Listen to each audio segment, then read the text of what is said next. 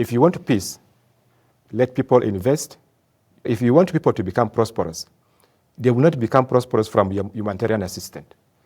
Empower them so that they can start their own business. It's not the government that developed the country, it's the private sector. So it's the private sector that we are empowering to make sure that it contributes to the economic development of South Sudan.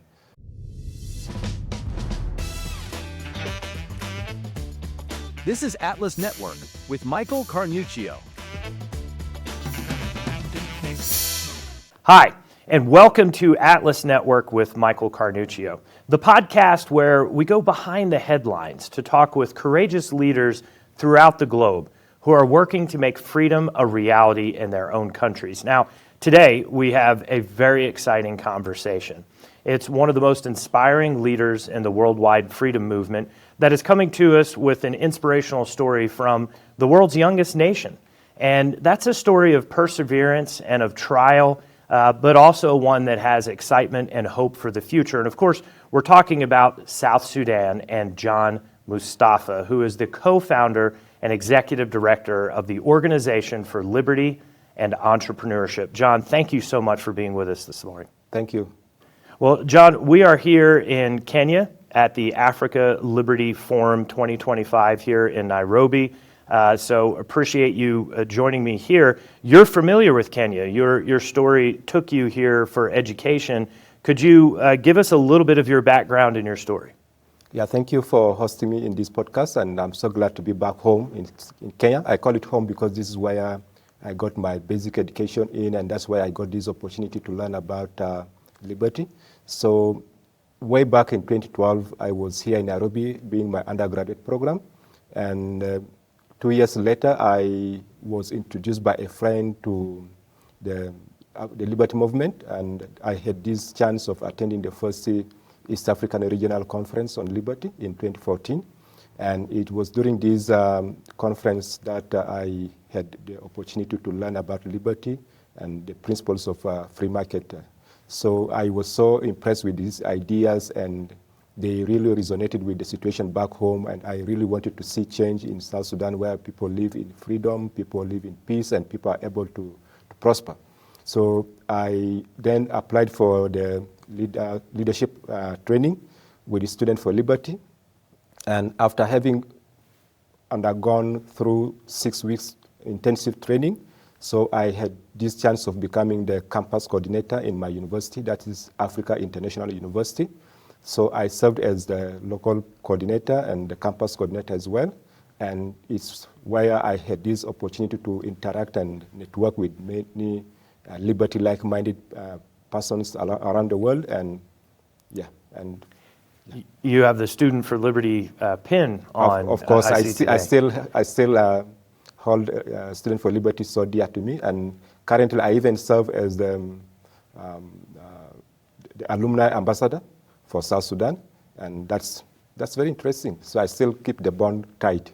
I want to talk about OLENT and the work that you're doing, but in order for our listeners and viewers to understand the context, really, of the opportunity in South Sudan right now and the importance of OLENT's work, can we go back a little bit and talk about the history of Sudan? I mean, we have 2 civil wars that happened, a fight for independence that then created South Sudan. Your country is the youngest nation, 2011, right? Being independent. So can you help our listeners and viewers understand your history?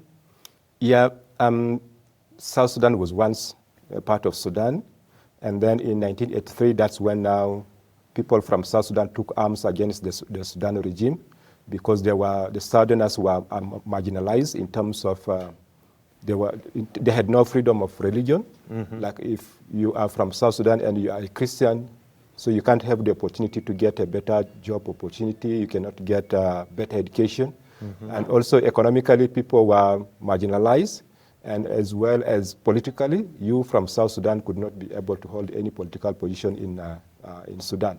So because of this marginalization, so people were not happy about it, because most of the resources, even the natural resources from the south, were all taken to the north and developed the northern part of Sudan. And left South Sudan very impoverished, like of very, very poor situation. So people took arms against the Sudanese regime in 1983, and that happens to be the same year that I was also born. Yeah. So they fought for the last 21 years, and it was really not a pleasant situation because all of us were affected, specifically for myself, my dad and my elder brother were part of the movement, and then very unfortunately my brother was killed in the front line, and my father was later on killed in the ambush because he was a driver in the military by then. So it's a sad moment for me whenever I reflect on this. And always I say, may his soul rest in peace. And his blood was not shed for nothing. It was shed for the liberty of South Sudan so that we can live in peace and prosperity. During that movement, as a child, I was exposed to horrible situations, like when war could break out in your locality, you could run away to the bush because we didn't take refuge to any of these African countries. We were in South Sudan. We could run to the bush. Sometimes you could come across a dead body. You could witness someone being shot or maybe seeing someone being tortured. So these were horrible situations for a young child of my age that time to be exposed to those situations. So sometimes it had to affect me psychologically and also physically. It affected me so much. But however, that was the price that we had to pay in order to have a prosperous and a free South Sudan. And later on in 2011, that's when we now got our independence. And we all, as South Sudanese, were very happy to have our own country that we could call our own country, where we have an identity and where we belong, and where everyone is free to do whatever they do as long as it doesn't affect the rights and the peace of the other person, and people can live in prosperity. So we are happy to be part of South Sudan, and we are South Sudanese, and we love that, our country. How did those experiences when you were young and growing, you talked about the trauma that came out of it, the loss, the sacrifice that your family made. How do you think that has shaped the leader that you are today? In most cases, when people are faced with challenges, they give up in life and think life has become useless, and they don't mind of transforming their lives.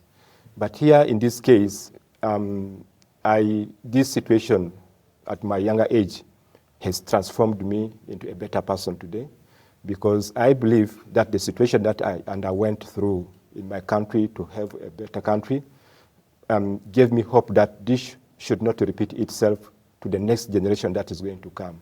And it has given me hope of struggling to make sure that at least we don't allow our country to go back to civil war, to have this kind of experiences being realized by those current generation. So it is a motivation for me to make sure that at least I also pay a sacrifice in helping the young nation, the young generation, to understand that war is not a good thing, it's bad, it's destructive.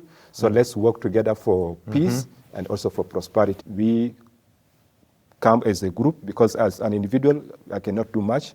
So it has also given me this opportunity of establishing OLENT so that we can come together as young leaders in South Sudan to influence our fellow South Sudanese so that they can embrace peace and liberty and make sure that we live in a prosperous nation.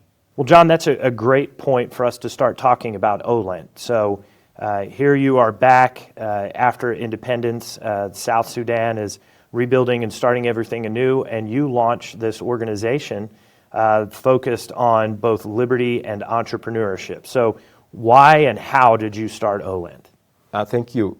The history of how I started OLENT is very interesting and also very challenging at the beginning. Right after I graduated here in Nairobi, during my undergraduate program, I went back home to South Sudan because I came here for a purpose of education, so I had to go back to South Sudan. So when I went back to South Sudan, I decided to establish Student for Liberty chapter in South Sudan, which I had been working for while in Nairobi here. So, of course, in South Sudan, you cannot operate if you don't register an organization so that the government can legally recognize it. So when I compiled all the documentations and took them for registration, they looked at the principles the core principles that we are advocating for. That is the free market ideas. So it's also very interesting to let you know that the rebel group that brought South Sudan back to peace, which is the current ruling party, is called South Sudanese People Liberation Movement. Mm-hmm. And they have these same free market ideas that they were fighting for. And here I'm coming now with another think tank carrying the same free market ideas. So when they looked at them, they perceived this Student for Liberty organization as if it's another political party or a political affiliated organization that's coming. So because as a new nation, having gotten its independence recently, so in 2011, then I coming back in 2016, that's like 4 years or 2 years later. Sure. So they were really very skeptical for me to register the organization. So they told me not to register the organization. So I went back home and I started thinking, and sometimes I had to call Linda Kavuka and ask her and say, because she was my great mentor here in Nairobi. So I had to call her and say, Linda, I wanted to establish a Student for Liberty, and this is now the challenge that I'm facing. What can I do? Can I change the name? What can I do? So she agreed with me that and said that it doesn't matter if I change the name, but if I still believe in liberty, so we can still advocate for liberty regardless of the name. So we had to use the elephant road. So I then called the organization by then Student Organization for Liberty and Entrepreneurship. And as a new nation, why I inserted the word entrepreneurship is because as a new nation, the government had this program of empowering the youth to be self-independent, because most of the youth had fought in the conflict. And when we got independence, that they were not all absorbed into the military, into the government. So some of them were loitering around and had nothing to do. So government was looking for partners that could come in with entrepreneurship or business ideas that these young people now can venture into and become self-independent. So when I went back later and they saw the name changed and some few wordings changing in the principles, so they accepted me to register the organization. So I registered the organization as Organization for Student for Liberty and Entrepreneurship. So we started operating, and most of our target audience were the students in the university. So we had some grants from Student for Liberty and also from Atlas Network. Then we started carrying out events in the universities. Few years later, when we were now growing wider and also becoming stronger, and having grown with the staff also increasing, so we started now venturing into policy advocacy, where we could reach out to policymakers and also to other audience. So now the name now started becoming irrelevant now towards our new audience. So then we decided, with the help from Atlas Network, that we are going to change the name. And I would want to appreciate Atlas Network because they're always very flexible. They don't really stick like very rigid. So I communicated to Atlas Network and said we want to change the name because we have new interventions, and so they accepted. Then we just removed the word student and then left the name to become Organization for Liberty and Entrepreneurship, which is OLENT for short. And since then we have been engaging in a number of activities that has impacted life in South Sudan. Well, let's talk about that. Talk about your team, the work that you all do in South Sudan. How big is your team? A lot of them came with you here to the forum, so. Yeah, we have a very fantastic team, very able team, and I'm really proud of them because we started with them from scratch, where we were all volunteers, and we have been going with them all these years up to now. In my team, we are all 9. We have 5 gentlemen and 4 ladies, and all these gentlemen, the 5 gentlemen, happened for the first time to all come to Nairobi to attend the Africa Liberty Forum, and we are so grateful to the support that Atlas Network has accorded to us. So that's the team that we have, and then we have been running a number of activities in South Sudan. Sure. And among them is we had this project that we won the Think Tank Shark Tank Award in 2019 here also in Nairobi on the property right of women, because that was a challenge in South Sudan, and it's continuing, where most women are not allowed to own property, despite the fact that it's in the constitution that women are also allowed to own property. But the cultural background, the cultural affiliation really is a hindrance to women owning property. So we came in and intervened in this project, and then we were able now to, specifically in Western Equatoria State, we were able to train over 3,000 women and empower them with their rights to own property. And I'm glad to tell you that most of them are aware now of their rights, and some of them have already started owning their property or claiming back their property which were taken from them by force.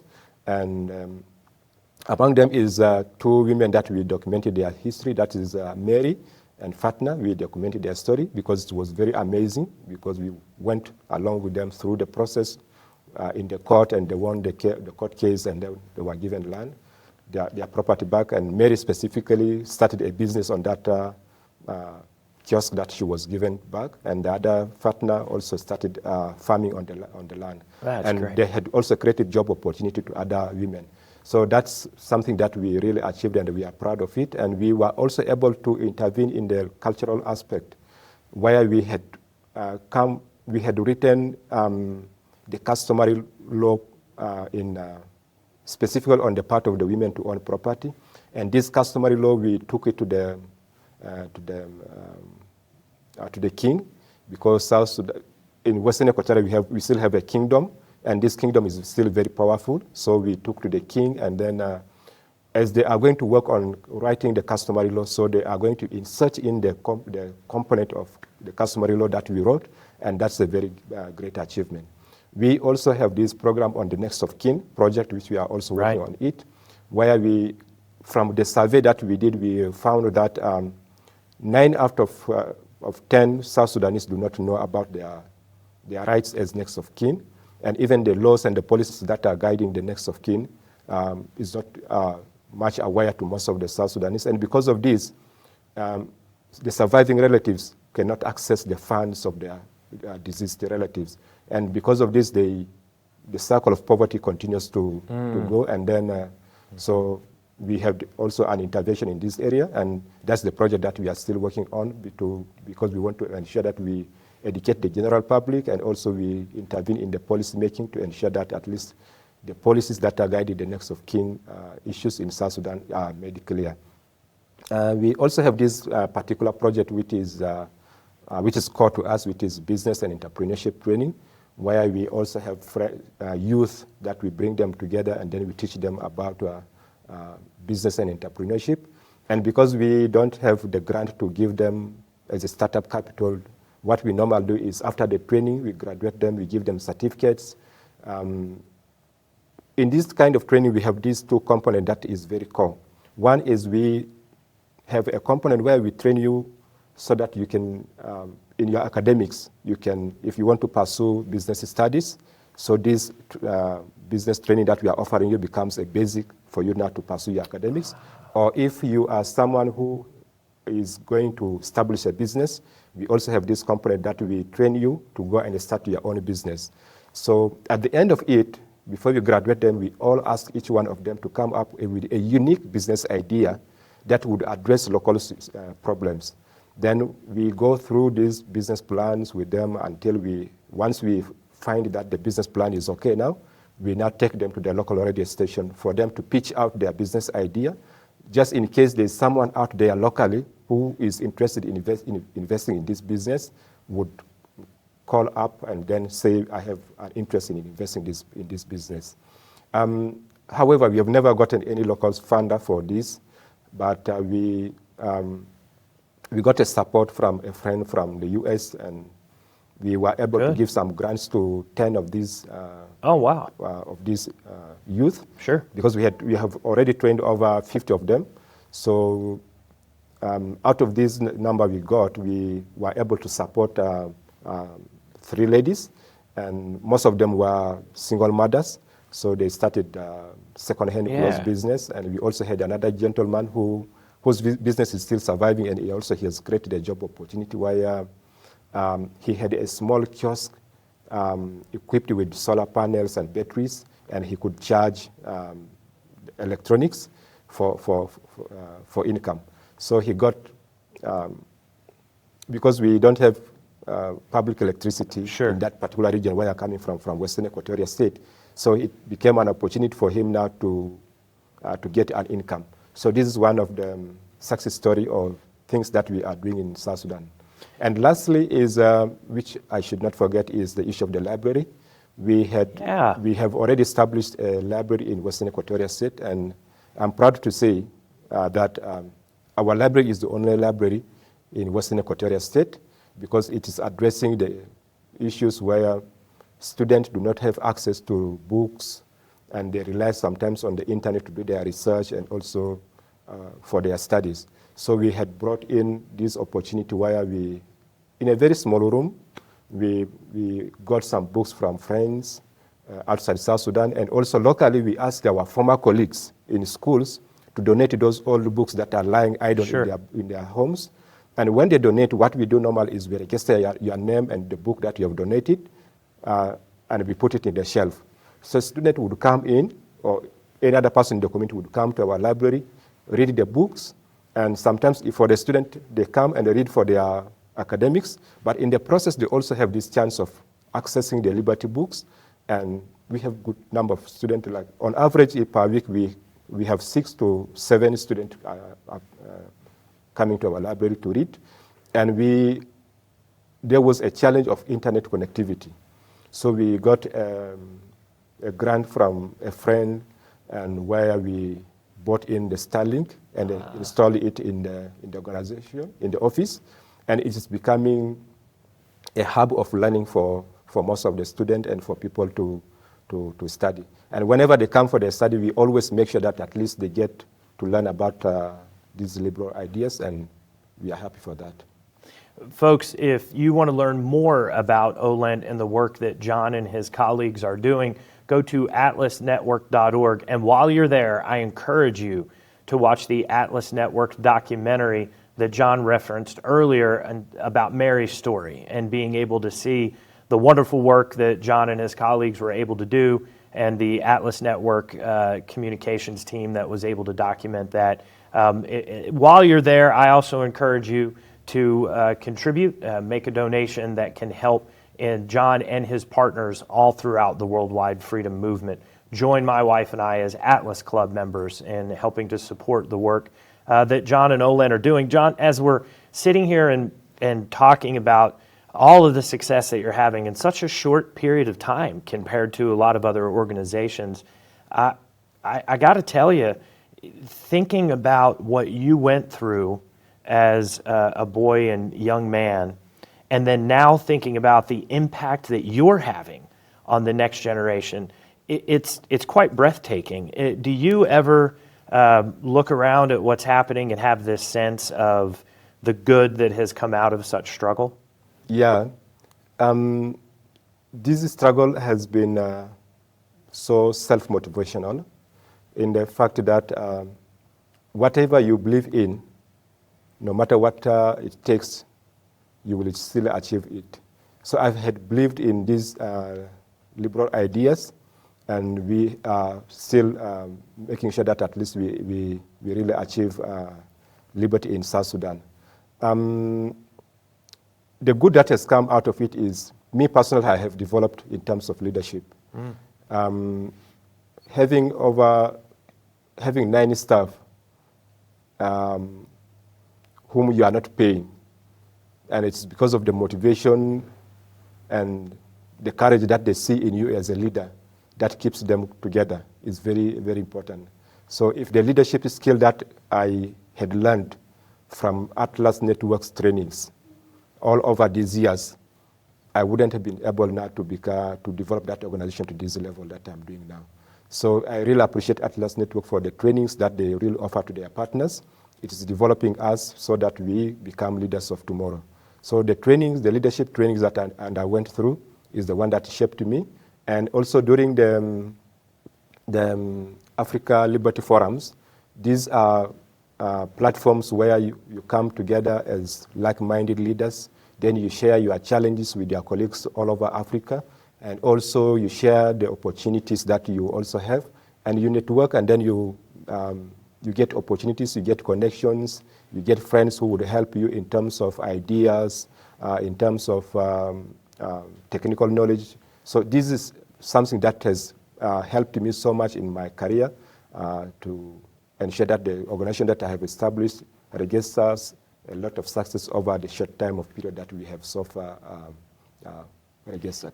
John, I can't agree with you more. As a think tank CEO myself, Atlas Network, the training, the relationships, and then the best practices that we would learn at the Liberty Forums were truly inspirational, motivational, and helped me develop as a leader as well. But there's a question that I've got to ask you that I'm thinking about in your story. Most people in the world that went through what you went through and then had an opportunity to get out, right, to go somewhere else for their education.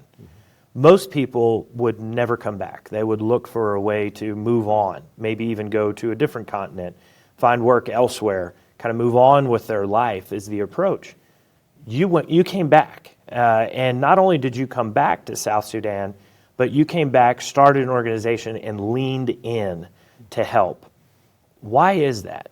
Thank you for this question. You are right. Most Africans, when they have any opportunity of getting out of their country, they really don't think of coming back. Specifically when they get out maybe to abroad. They don't come back, not necessarily abroad, even within Africa, some of them don't go back. Sure. Because they normally complain that back home things are bad, they don't have any opportunities, so the grass is greener on the other side. Yeah. Not knowing that they can water the grass where they are and it can become green.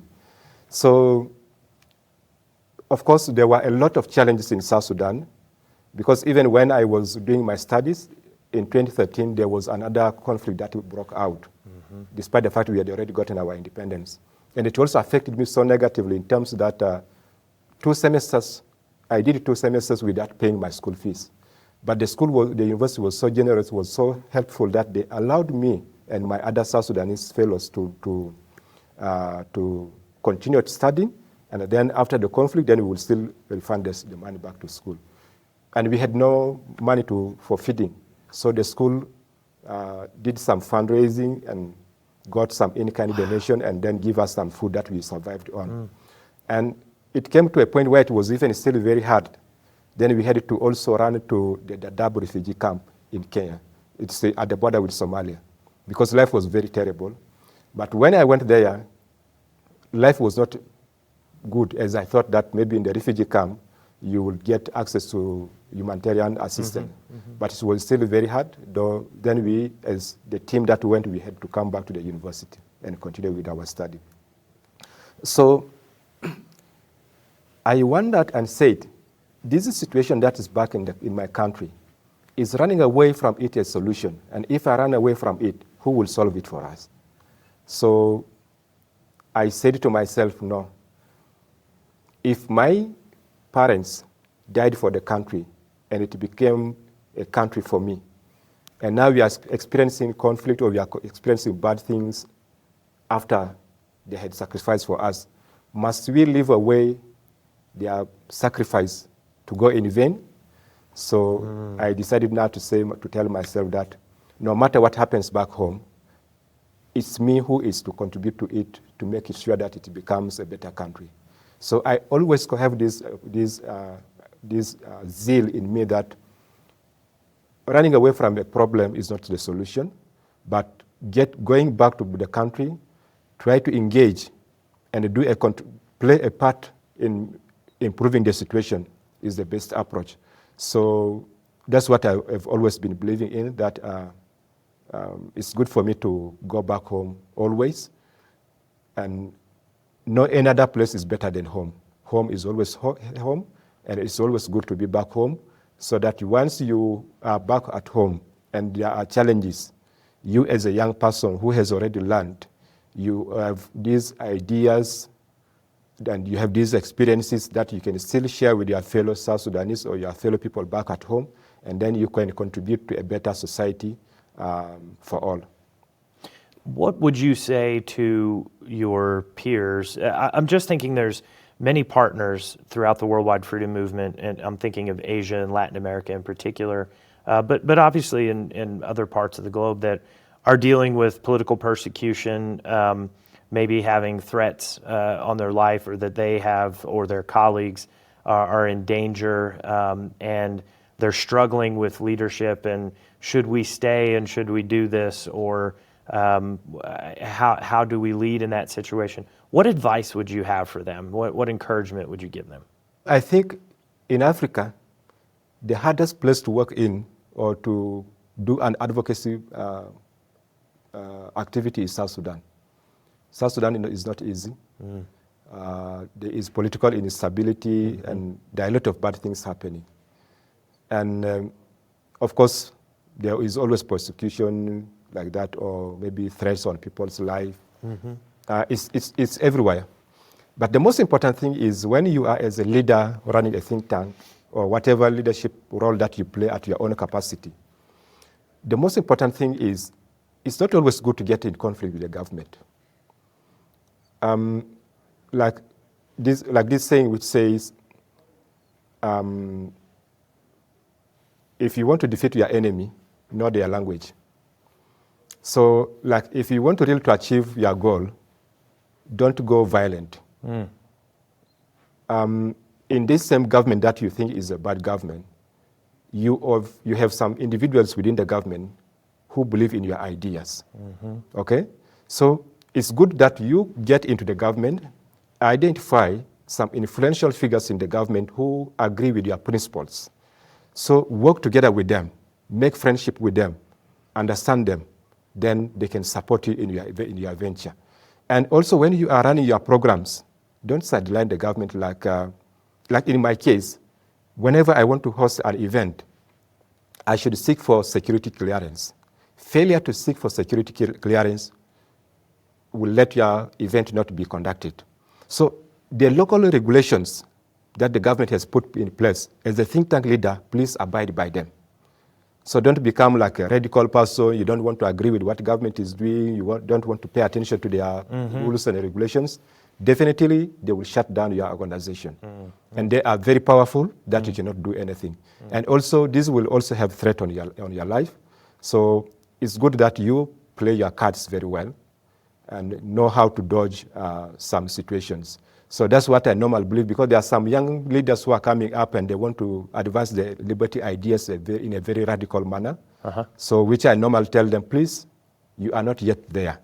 Take it slowly, okay? You will get there. And it's not only violence that will always make you achieve your goals, but if you go tactical, play your cards very well, and liaise with some influential figures within the government, and also in the academics, and also in the society, so they will all help you and support you and move forward. Because once you have all this support, if anything happens to you or if there is any threat on your life, these people will stand by yourself and they will support you. So that's what I normally encourage the young people as a mentor, that let's take it slowly, play our cards in a nice way.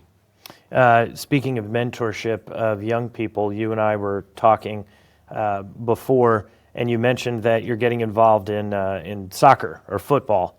And helping a little bit and helping to guide. Tell us about that. Yeah, in terms of mentorship, I have been engaged in a very many spectrum in terms of mentorship. Sure. Even I'm currently the ambassador for Alumni for Liberty. Yeah. And I do a lot of mentorship to young leaders coming up in the field of liberty. So those who are establishing their new think tanks, I help them in giving them some advice. A number of them reach out to me on phone calls and maybe online, and I always mentor them. And I'm so happy that those I've mentored are at least taking up very well. And also back at home, as OLENT, we have a football club of the under 17 because we want to develop their talent. Yeah. So we have this football club that we support, and then during my free time, what normally I do, because I'm not a footballer, okay, so I don't have this technical know-how.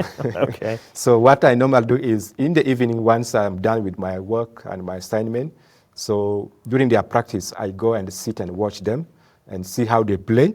And sometimes once they are done with their game, I come in and say, hey, you, why did you play like this? Why did you do this? So next time play like this. Why didn't you score the goal? So from a layman's point of view, Sure. I also coach them. Yeah. Sometimes it works, sometimes it doesn't work. So, but Sure. I'm happy for that.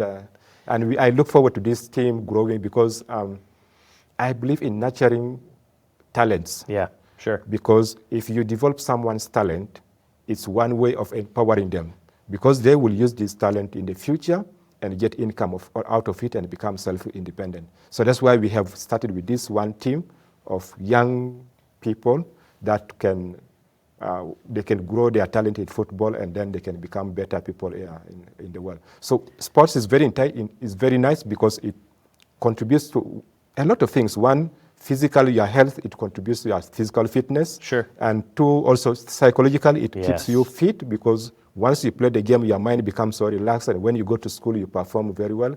And also, it keeps the young people busy because if you have idle youth who are not having any productive activities, definitely they will get back into doing bad things. So this is what we have seen, that sports is really very, very important for us, and that's also one area that we are trying to venture into so that we can promote also these ideas of liberty. You know, whether you're talking just about your drive and why you do certain things and get involved, and whether it be mentorship or even a under 17 football club, or when you talk about OLENT and the work that you're doing with the youth, there's such a focus and an investment on the future. So I wonder, what does South Sudan look like in 5 years? What does it look like in 10 years? What's your vision, and where do you see the country going? South Sudan, in the next 5 or 10 years, according to my own conviction, would be a country that is where freedom flourish and where people live in peace and people become prosperous. Why do I say that? Because my organization and other organizations and other individuals at their individual capacities are promoting these free market ideas. Though it might not be directly, but when people are advocating for peace, this is one principle of free market ideas. Sure. So all of us in South Sudan are advocating for peace in South Sudan. And also there are so many organizations that have also come in to support business and entrepreneurship to women and also to the youth, because we would wonder, why do I continue talking about business and entrepreneurship all the time? So for us and for my organization, what we believe in is business is the solution to everything. If you want peace, let people invest, train people to start their own business. Because someone who has started their own business and invested their money will never get into conflict. And that's why we normally say, he who carries the eggs in the basket does not start fighting in the market. So people who have already invested, look at those developed countries that Sure. have already developed. They hardly get into conflict or into war because people fear losses of their investment. And that's why we are promoting this idea of business in South Sudan. So if you want people to become prosperous, they will not become prosperous from humanitarian assistance. Empower them so that they can start their own business. So they will become prosperous. From the income that they will get, they will reinvest this income, and then they will become economically independent, and they support their family. So if you want development in the country, you will never, it's not the government that developed the country, it's the private sector. So it's the private sector that we are empowering to make sure that Right. at least it contributes to the economic development of South Sudan. So in the next 5 to 10 years, South Sudan will be a very peaceful country, and it will be where free market ideas will flourish, because we are laying the foundation. Definitely we are laying the foundation, and we believe it will work. You know, people that are paying attention, or they've seen recent news, the arrest of the vice president, there's fear of a potential new civil war, but yet they hear you talk about this prosperous future and stability in the future. And I wonder, I've often heard you say that liberty is a philosophy of peace. And so do those things go together? Is that why even in this current kind of concerning maybe instability, you still see a bright future? Yes, I still see a bright future, regardless of what is happening. These are things happening based on political interest. Right. And the situation in South Sudan is not being caused by the common citizen. It's just few elites in the government that are causing that conflict. And I know it's just a matter of time. They will come together and then they will iron out their differences. And that's what we believe in. And of course, with the arrest of the first vice president, most people thought we as South Sudanese would slide back to war. Right. And I really like my President Salva Kiir when he normally say he will never take the country back to war. And that's what he has been saying, all right? So regardless of the fact that the first vice president was arrested and put under house arrest, and after that we have been having a relative peace in South Sudan after his arrest, and we believe that the vice president is a human being and he has the right of movement, freedom of speech, freedom of assembly. It's my appeal also to my president that putting the vice president under house arrest is not the solution. If it is just to calm the situation, let the vice president be released from the house arrest. And then if there are some differences that they have in the leadership, so it's always good to sit down around the table and dialogue and make sure that the differences are ironed out and the country gets back to its feet. It's not good for us as South Sudanese, after having fought, after having shed blood and gotten our independence and having a country, there's no need for us to continue fighting amongst ourselves. And the principle that we fought for, let's uphold them. So if we fought for freedom of speech, why don't we still continue upholding it? If we fought for freedom of assembly, why are we still restricting people from gathering together? If we fought for freedom of movement, why are we still putting people under house arrest? So I would wish to appeal to the leadership in my country that let's uphold the principles that we fought for, and then let's not fight amongst ourselves, because it will not help us, it will not take us anywhere. We already have our country. Let's put our hands together and develop our country so that we can be like other nations. So, John, if those listening and watching are moved to support OLENT, to plug in and help South Sudan, whether they go to atlasnetwork.org to learn more about the organization, or whether they just want to come to South Sudan. You know, I always like to bring it home and help share what an experience is like. So if we were having this conversation in your office today and we were going to go have a meal together afterwards, what are we eating? Well, I would take you to one of the local restaurants in Western Equatoria State, and specifically in Yambio.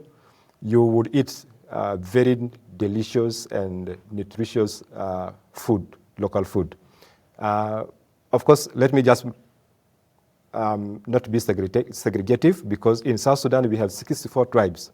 And all these 64 tribes have different cultures. Sure, right? Sure. Mm-hmm. So it depends in which tribe, in which culture, where you go to. Okay. So in this case now, I want to talk about Western Equatoria State, and specifically for the Zande tribe. Okay. And the Zande tribe are all in Congo. You can find them in Congo and also in Central Africa, and we speak the same language. Okay. And what we lack so much is what we call cassava leaves. Yeah, cassava. So in the local language, it's called gajia. Gajia. So gajia is cassava leaves, which is cooked with butter, with palm oil. Okay. I don't know whether you know about palm oil. Yes, it's cooked with palm oil. You can add in some meat or maybe some fish. Okay. Then it's greens. Yeah. And you know greens is always very healthy. Sure, absolutely. So it's very nice. Yeah. So it's served also with bread made from cassava. Okay. The cassava flour. So the cassava flour, once it is made into bread, it's very elastic, very thick. Right. So it's very nice. So when it is served to you with cassava leaves, So I believe you will enjoy it. It's very nice. It's very delicious. I'm getting hungry. What is the other unique cultural experience that we would have in South Sudan that maybe no one's used to? What is something that is specific that you all take pride in, or that everyone would have to experience if they came? Let's talk about clothes. Yeah. From the community where I come from, the Zande tribe in Western Equatoria State, we still continue wearing our traditional clothes. Okay. And it's made from the bark of a tree. Very unfortunately, I didn't come with it because it's very expensive to acquire, because this culture was disappeared. Then it came back now because we had a kingdom, and this kingdom collapsed because our king was killed in right. some few years, many years ago. Sure. And then later on, after South Sudan got its independence now, the tribe decided now to restore the kingdom. Okay. So now the kingdom is bringing back the culture. So we have very nice clothes that we make from the bark of tree, and it's very nice. And most people now in Western Equatoria State are putting it on as our pride. Okay. So wherever we go, we put it on, but very unfortunate I didn't bring it in. So this is very fantastic, very interesting, because we still continue making our clothes the traditional way. So you can even make some suits out of it. Really? Yeah. Okay. Yeah, some cap out of it. So if you want to learn much more about it, so you can watch from Atlas Network website, specifically on the documentary on Mary's life. So there was a section there where we had to shoot in the traditional groups wearing those traditional attires. Well, John, thank you so much for your time. Thank you for your leadership and your continued inspiration for leaders throughout the worldwide freedom movement. And folks, I want to encourage you again to go to atlasnetwork.org, where you can see that documentary that John referred to, learn more about OLENT and the work that they're doing in South Sudan, and donate and become part of the effort to support leaders like John throughout the world that are making sure freedom is a reality in their country. Until next time, thanks for joining us on Atlas Network with Michael Carnuccio.